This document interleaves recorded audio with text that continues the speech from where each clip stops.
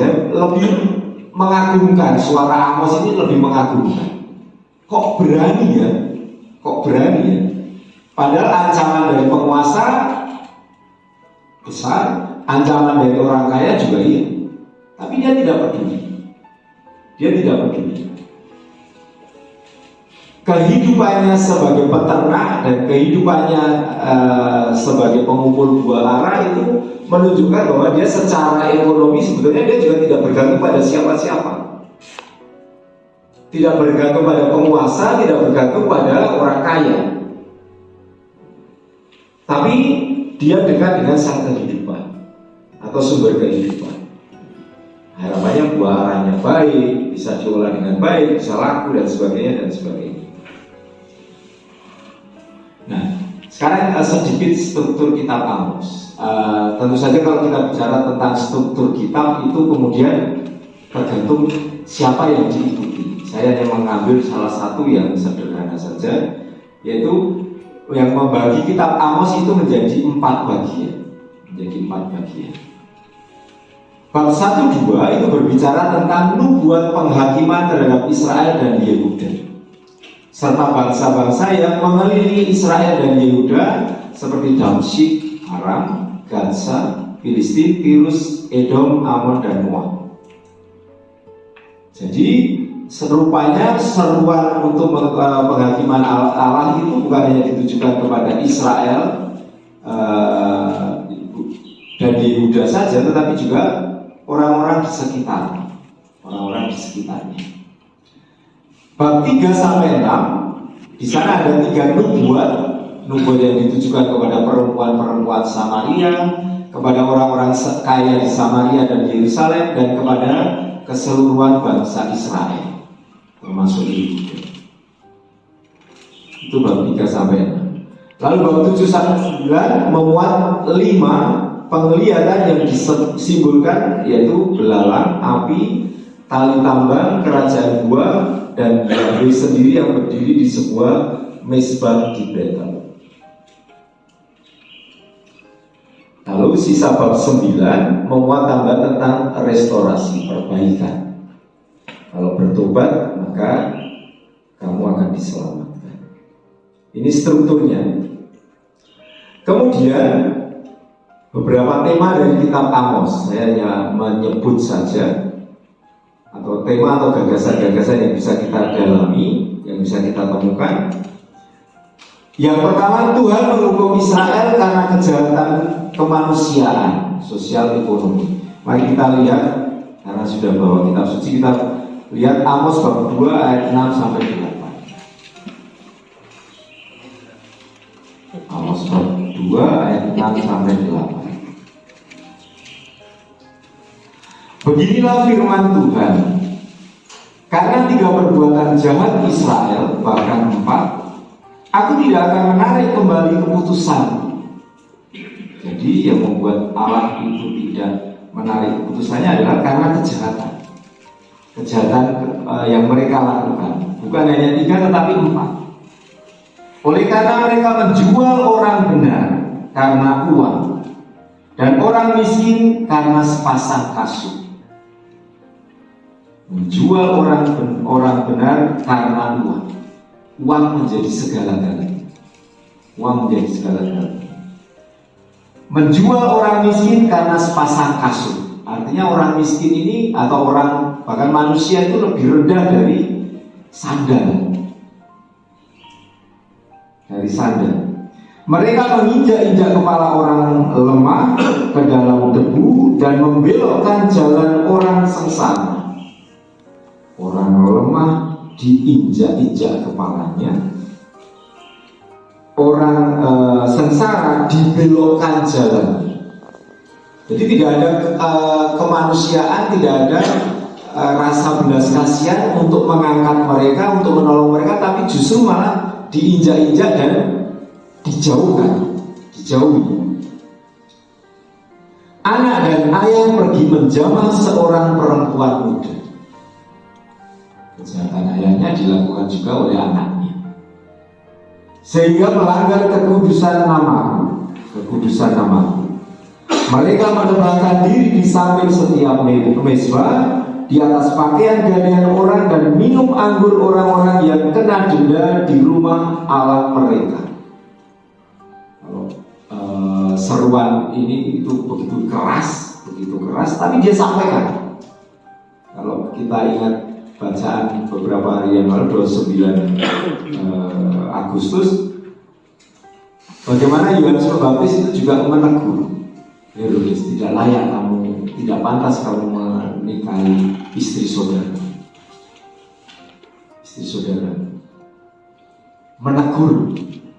Menegur perbuatan yang jelas-jelas dilakukan oleh orang dan ditegur. Meskipun kemudian akhirnya kepalanya yang menjadi taruhan, tapi keberanian untuk menyuarakan kebenaran. Yang kedua, doa dan ibadah yang menyesatkan. Tema ini, doa dan ibadat yang menyesatkan. Seringkali kan kalau soal perayaan liturgi itu kan, kalau Romo Adi itu bahasanya jangan pernah berdiskusi dengan liturgos atau ahli liturgi. Lebih baik diskusi dengan teroris daripada ahli liturgi katanya. Ya Romo Adi dan Hosea. Karena memang LBI sedang mengajak kita semua untuk belajar tentang nabi-nabi kecil. Maka kitab yang dipakai untuk BKSN tahun ini kita mengambil kutipan 2 perikop dari Amos dan 2 kutipan dari Hosea. Dan ini saya kira Amos dan Hosea ini cocok juga untuk permenungan kita. Karena nanti yang dikritik itu para imam juga termasuk. Maka nanti bahan diskusi kita ya kita melihat diri kita itu. Baik, saya ingin mengajak teman-teman untuk menyegarkan ingatan kita kembali tentang Nabi Amos. Amos adalah seorang Yehuda. Ia berasal dari kampung kecil Tekoa. Dari kita itu dari desa, dari kota kecil, dari tempat kecil. Tekoa itu terletak di sekitar 8 km di selatan dari Bethlehem atau 15 km dari selatan Yerusalem. Amos bekerja sebagai peternak domba dan pemungut buah arahutan. Nah, ini yang kemudian nanti kita akan dengar bahwa profesi dia ini juga yang membantu dia untuk mengenal situasi orang-orang sejamannya. Sebagai peternak dia sangat akrab dengan lingkungan hutan dan sebagainya, dengan alam. Sebagai pemungut buah ara, dia bukan hanya memungut dan menjual, tetapi dia juga mengolah, entah jadi minuman, entah jadi bahan yang lain. Dan apa yang dia olah itu kemudian dia juga jual, sehingga perjalanan dia dari sebagai orang desa dan menjual apa yang dia hasilkan ke kota itu memungkinkan dia melihat bukan hanya lingkupnya sendiri, tapi juga mengenal kehidupan di kota, mengenal kehidupan para penguasa, masyarakat dan sebagainya. Nah, latar belakang kehidupan Amos yang keras dan penuh perjuangan berdampak pada pembentukan watak dan karakter Amos. Itu yang tadi saya katakan. Dia sebagai peternak sangat akrab dengan binatang-binatang, dengan hutan, dengan ancaman yang mengancam dalam arti tertentu itu kambing dombanya, dan bagaimana dia harus melindungi itu membentuk dia, karakter dia. Maka kalau dalam pembinaan calon imam itu latar belakang itu sangat penting. Dan itu juga tidak mudah untuk diubah. Ya sama seperti ini, Amos itu juga dibentuk oleh lingkungannya, oleh persoalan-persoalannya. Apa yang dialami, apa yang dihidupi Amos itulah yang membuat karakter dan wataknya seperti itu, dan membuat dia itu orang yang pantang menyerah. Hal ini nampak dalam sikap dan ucapan Amos yang sangat menyengat, sangat mengancam. Kalau kita membaca seluruh kitab Amos, dia berani mengecam. Meskipun yang dihadapi itu adalah penguasa, tapi dia berani, tidak keder. Amos anak desa yang kenal kota. Jadi bukan orang yang kemudian menjadi orang yang sangat tertutup, tidak mau belajar, tidak mau melihat, tidak mau mengenal. Amos meskipun anak desa tetapi dia kenal kota dan memungkinkan dia untuk juga kemudian mengenali penyimpangan-penyimpangan dan praktek-praktek ketidakadilan yang terjadi pada waktu itu. Praktek penyimpangan praktek kehidupan ibadat dan juga ketidakadilan serta kemewahan para penguasa. Situasi politik zaman Amos hidup dan berkarya pada zaman Usia atau Yosia, menjadi raja di kerajaan selatan atau kerajaan Yehuda, ibu kotanya Yerusalem. Dan kita tahu Amos hidup ketika Israel itu sudah menjadi dua kerajaan, selatan dan utara. Dan dalam zaman Yeroboam II menjadi raja Israel atau kerajaan utara, ibu kotanya Samaria. Pada tahun 786-746 sebelum Masehi. Kalau kita baca kitab Amos, ini muncul juga 2 tahun sebelum gempa bumi. Amos sendiri adalah orang selatan, kerajaan selatan, tetapi dia berkarya di utara. Di utara. Di bawah kepemimpinan Yeroboam, situasi kerajaan waktu itu, kerajaan Israel atau utara mengalami salah satu periode hidup yang menyenangkan. Ada kemakmuran, ada kejayaan, bahkan dia bisa menaklukkan tempat-tempat di sekitarnya. Sehingga itu menjadi latar belakang yang harus kita pahami, bahwa kemudian kenyamanan, keenaan itu justru kemudian membuat mereka jauh dari Tuhan. Mereka mempraktikkan ketidakadilan, perampasan, kemewahan dan sebagainya. Raja Yeroboam berhasil merebut kembali tanah-tanah yang pernah hilang pada zaman-zaman raja terdahulu. Ia berhasil menaklukkan kerajaan Moab dan mencaplok sebagian dari tanah Syria atau Aram. Bahkan Damaskus, ibu kota Syria, ditaklukkannya. Jadi memang zaman di mana itu adalah zaman kejayaan. Zaman kejayaan. Maka kalau tadi dikatakan Amos itu terbentuk karakternya, memang kemudian kita bisa melihat, bisa merenungkan, Amos memang orang yang cocok untuk zamannya. Perlu orang-orang yang berani. Dan Amos itu tampil sebagai pemberani yang mewartakan pesan Tuhan. Mewartakan pesan Tuhan.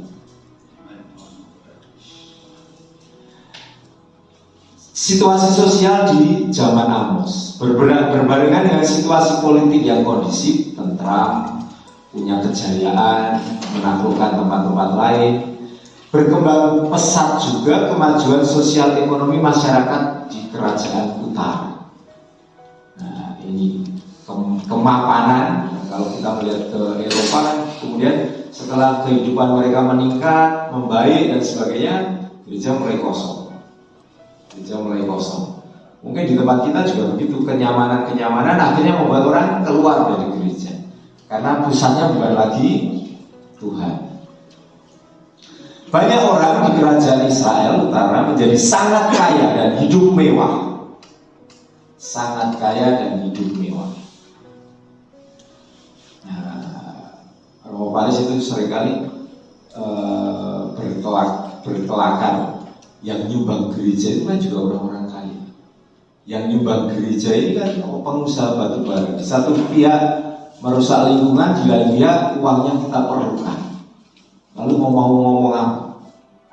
Nah, Amos tidak peduli. Amos menyuarakan suara Tuhan. Suara kenabiannya itu sangat jelas. Hubungan yang bersahabat dengan bangsa Fenisia yang adalah bangsa pelaut pedagang besar pada masa itu mendatangkan kemakmuran yang besar. Artinya memang zaman itu adalah zaman keemasan dalam tanda petik. Meskipun tidak sejaya zamannya Daud, tetapi zaman itu adalah zaman yang makmur. Membanjirlah barang-barang mewah dan indah ke kerajaan utara. Banjarmasin kalau kita lihat itu bukan juga daerah miskin dalam arti tertentu. Di sini itu banyak mobil-mobil baru keluar itu kebanyakan orang Kalimantan Selatan itu juga pada beli. Kalau dilihat kadang-kadang Ferrari pun berkeliaran di Kalimantan Selatan. Ferrari. Kenal kalau Ferrari? Kalau Ferrari kenal. Kalau Ferrari boleh dinaiki, kalau Ferrari nggak boleh.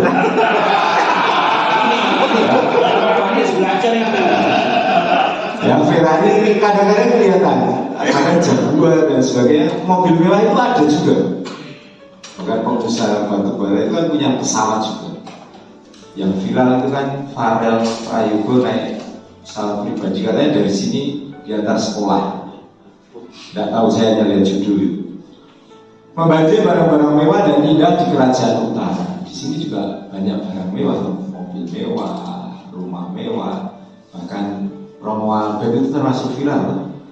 Berkata rumahnya siapa? Kalau di YouTube, kalau saya lihat Romo Albert dengan Albert itu kelihatan. Tidak apa-apa kalau nanti saya diajak renang di sana juga mau.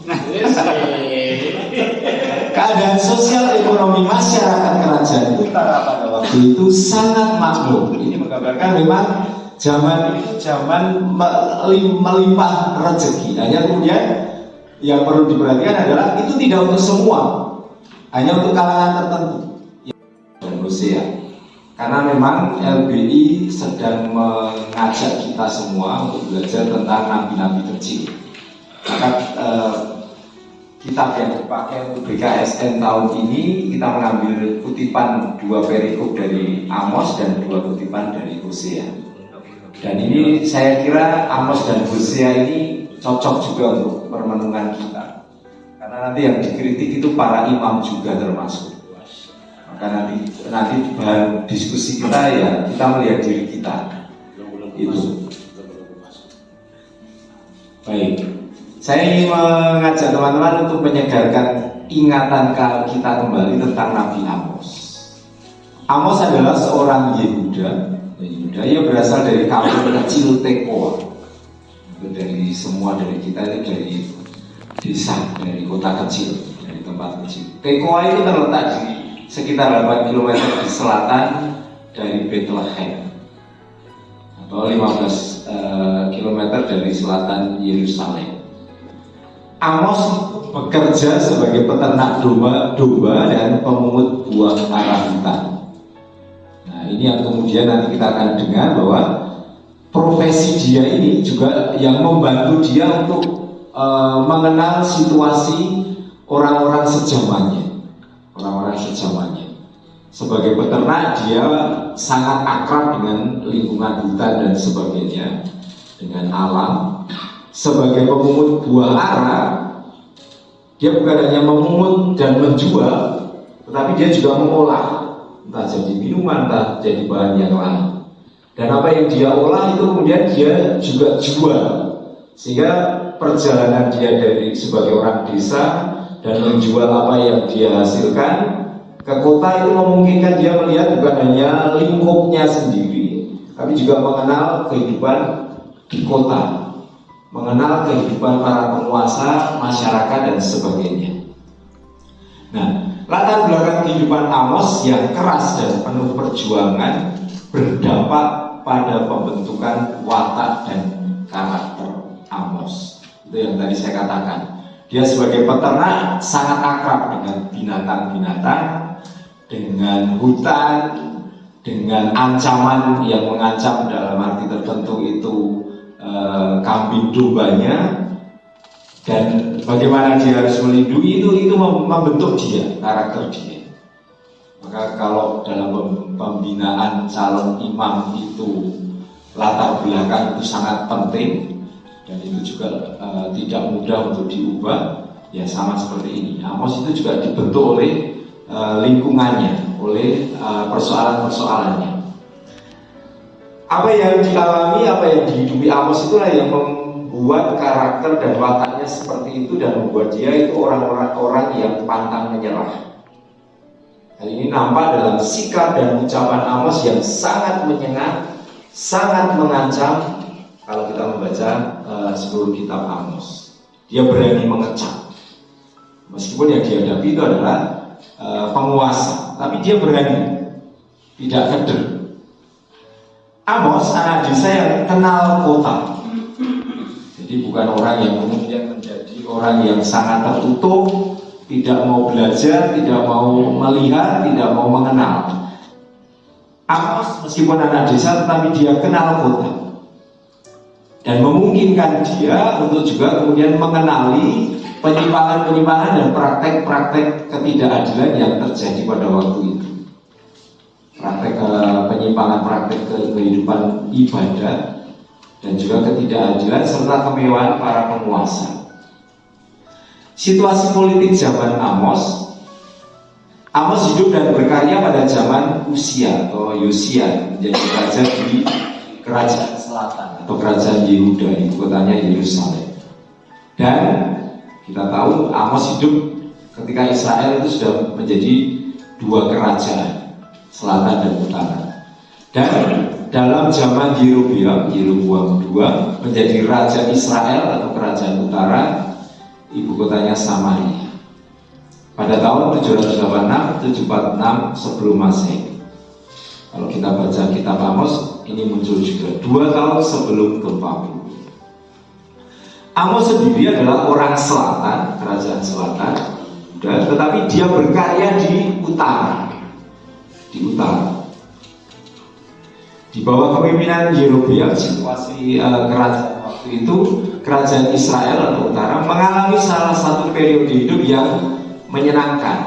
Ada kemakmuran, ada kejayaan, bahkan dia bisa menaklukkan tempat-tempat di sekitarnya. Sehingga itu menjadi latar belakang yang harus kita pahami, bahwa kemudian kenyamanan, keenaan itu justru kemudian membuat mereka jauh dari Tuhan. Mereka mempraktekkan ketidakadilan, perampasan, kemewahan, dan sebagainya. Raja Yeroboam berhasil merebut kembali tanah-tanah yang pernah hilang pada zaman-zaman raja terdahulu. Ia berhasil menaklukkan kerajaan Moab dan mencaplok sebagian dari tanah Syria atau Aram. Bahkan Damaskus, ibu kota Syria, ditaklukkannya. Jadi memang zaman di mana itu adalah zaman kejayaan. Zaman kejayaan.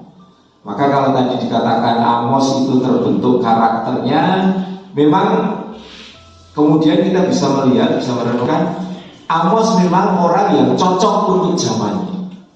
Perlu orang-orang yang berani. Dan Amos itu tampil sebagai pemberani yang mewartakan pesan Tuhan. Mewartakan pesan Tuhan.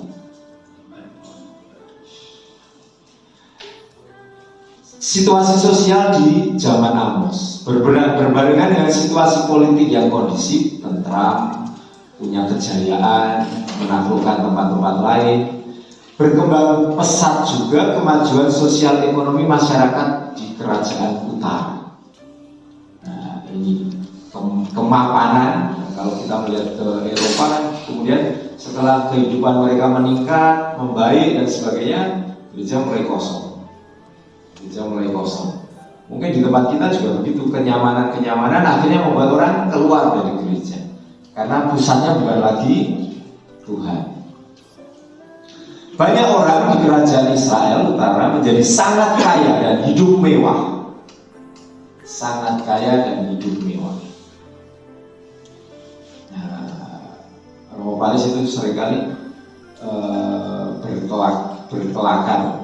Yang nyumbang gereja itu kan juga orang-orang kaya. Yang nyumbang gereja ini kan pengusaha batu bara. Di satu pihak merusak lingkungan, di lain pihak uangnya kita perlukan. Lalu mau ngomong apa? Nah, Amos tidak peduli. Amos menyuarakan suara Tuhan. Suara kenabiannya itu sangat jelas. Hubungan yang bersahabat dengan bangsa Fenisia yang adalah bangsa pelaut pedagang besar pada masa itu mendatangkan kemakmuran yang besar. Artinya memang zaman itu adalah zaman keemasan dalam tanda petik. Meskipun tidak sejaya zamannya Daud, tetapi zaman itu adalah zaman yang makmur. Membanjirlah barang-barang mewah dan indah ke kerajaan utara. Banjarmasin kalau kita lihat itu bukan juga daerah miskin dalam arti tertentu. Di sini itu banyak mobil-mobil baru keluar itu kebanyakan orang Kalimantan Selatan itu juga pada beli. Kalau dilihat kadang-kadang Ferrari pun berkeliaran di Kalimantan Selatan. Ferrari. Kenal kalau Ferrari? Kalau Ferrari kenal. Kalau Ferrari boleh dinaiki, kalau Ferrari nggak boleh loh.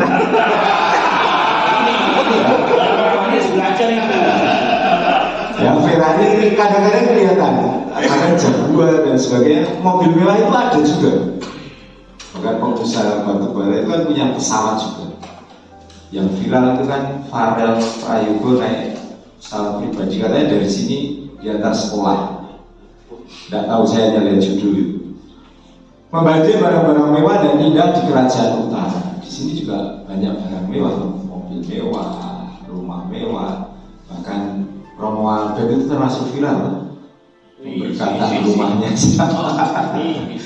Kalau di YouTube, kalau saya lihat Romo Albert dengan Albert itu kelihatan. Tidak apa-apa kalau nanti saya diajak renang di sana juga mau. Keadaan sosial ekonomi masyarakat Kerajaan Utara pada waktu itu sangat makmur. Ini menggambarkan memang zaman itu zaman melimpah rezeki. Hanya kemudian yang perlu diperhatikan adalah itu tidak untuk semua, hanya untuk kalangan tertentu. Bagi saya lebih mengagumkan, suara Amos ini lebih mengagumkan. Kok berani ya? Kok berani ya? Padahal ancaman dari penguasa besar, ancaman dari orang kaya juga iya. Tapi dia tidak peduli. Dia tidak peduli. Kehidupannya sebagai peternak dan kehidupannya sebagai pengumpul buah ara itu menunjukkan bahwa dia secara ekonomi sebetulnya dia juga tidak bergantung pada siapa-siapa. Tidak bergantung pada penguasa, tidak bergantung pada orang kaya. Tapi dia dekat dengan sang kehidupan atau sumber kehidupan. Harapannya buah aranya baik, bisa diolah dengan baik, bisa laku dan sebagainya dan sebagainya.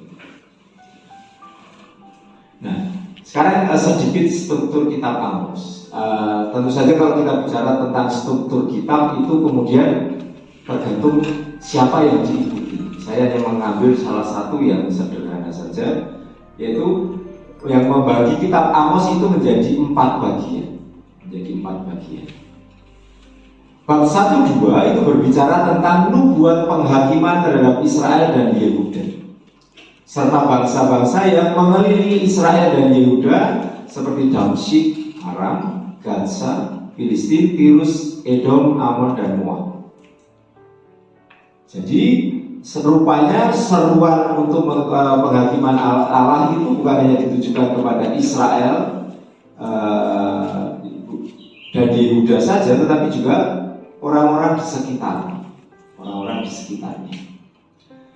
Bab 3-6 di sana ada 3 nubuat yang ditujukan kepada perempuan-perempuan Samaria, kepada orang-orang kaya di Samaria dan Yerusalem, dan kepada keseluruhan bangsa Israel, termasuk Yehuda. Itu bab 3-6. Lalu bab 7-9 memuat 5 penglihatan yang disimbolkan, yaitu belalang, api, tali tambang, kerajaan buah, dan Yahweh sendiri yang berdiri di sebuah mezbah di Betel. Lalu sisa bab 9 memuat tambahan tentang restorasi, perbaikan. Kalau bertobat maka kamu akan diselamatkan. Ini strukturnya. Kemudian beberapa tema dari kitab Amos, saya hanya menyebut saja, atau tema atau gagasan-gagasan yang bisa kita dalami, yang bisa kita temukan. Yang pertama, Tuhan menghukum Israel karena kejahatan kemanusiaan, sosial ekonomi. Mari kita lihat, karena sudah bawa kitab suci, kita lihat Amos bab 2 ayat 6-8. Amos bab 2 ayat 6-8. Beginilah firman Tuhan. Karena 3 perbuatan jahat Israel, bahkan 4, aku tidak akan menarik kembali keputusan. Jadi yang membuat Allah itu tidak menarik keputusannya adalah karena kejahatan. Kejahatan yang mereka lakukan. Bukan hanya 3 tetapi 4. Oleh karena mereka menjual orang benar karena uang, dan orang miskin karena sepasang kasut. Menjual orang benar karena uang. Uang menjadi segala-galanya. Uang menjadi segala-galanya. Menjual orang miskin karena sepasang kasut. Artinya orang miskin ini atau orang bahkan manusia itu lebih rendah dari sandal. Dari sandal. Mereka menginjak-injak kepala orang lemah ke dalam debu dan membelokkan jalan orang sengsara. Orang lemah diinjak-injak kepalanya, orang sengsara dibelokkan jalannya. Jadi tidak ada kemanusiaan, tidak ada rasa belas kasihan untuk mengangkat mereka, untuk menolong mereka, tapi justru malah diinjak-injak dan dijauhi. Anak dan ayah pergi menjamah seorang perempuan muda. Kejahatan ayahnya dilakukan juga oleh anaknya, sehingga melanggar kekudusan namaku. Mereka menebangkan diri di samping setiap mezbah, di atas pakaian gadaian orang, dan minum anggur orang-orang yang kena denda di rumah Allah mereka. Kalau seruan ini itu begitu keras, tapi dia sampaikan. Kalau kita ingat bacaan beberapa hari yang lalu, 29 Agustus, bagaimana Yohanes Pembaptis itu juga menegur, Herodes, tidak layak kamu, tidak pantas kamu menikahi istri saudara.